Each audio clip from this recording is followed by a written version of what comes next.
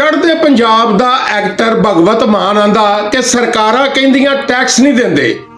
कहंदा सुत्ते उठीदा वा सवेरे मूँह धोईदा वा साबण दे नाल, जिहड़ा साबण हुंदा उहदे उत्ते ही टैक्स दिंदे आ।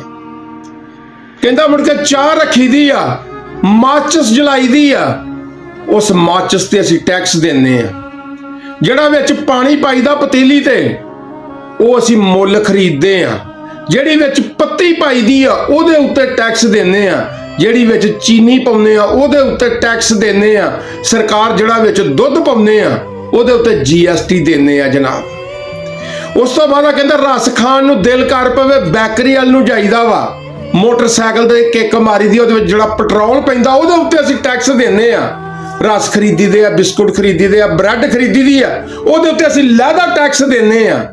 ਕਹਿੰਦਾ ਫਿਰ ਅਸੀਂ ਵਾਪਸ ਘਰ ਆਉਂਦੇ ਆ ਤੇ ਕਾਲ ਆ ਜਾਵੇ ਨਾ ਕਿਸੇ ਮਾਸੀ ਫੁੱਫੋ ਦੀ ਕਿ ਮੇਰਾ ਸਿਰ ਦੁਖਦਾ ਵਾ, ਕਿ ਮੈਨੂੰ ਸਿਰ ਦਰਦ ਦੀ ਗੋਲੀ ਲਿਆ ਦੇ, ਤੇ ਕਹਿੰਦਾ ਜਿਸ ਟਾਈਮ ਮੈਡੀਕਲ ਸਟੋਰ ਤੇ ਜਾਈਦਾ ਉਹਦੇ ਉੱਤੇ ਅਸੀਂ ਟੈਕਸ ਦਿੰਦੇ ਆ।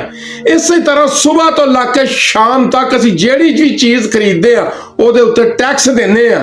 ਕਹਿੰਦਾ ਰਾਤ ਨੂੰ ਜਿਸ ਟਾਈਮ ਅਸੀਂ ਸੌਣ ਲੱਗਦੇ ਆ ਉਦੋਂ ਸਾਡੇ ਜ਼ਿਹਨ ਵਿੱਚ ਹੁੰਦਾ ਕਿ ਅਸੀਂ ਟੈਕਸ ਨਹੀਂ ਦਿੰਦੇ। ਕਹਿੰਦਾ ਜਿਹੜੇ ਪੱਖੇ ਥੱਲੇ ਅਸੀਂ ਬੈਠੇ ਹੁੰਦੇ ਆ, AC ਵਿੱਚ ਬੈਠੇ ਹੁੰਦੇ ਆ, ਉਸ ਬਿੱਲ ਦੇ ਵਿੱਚ ਅਸੀਂ ਟੈਕਸ ਦਿੰਦੇ ਆ।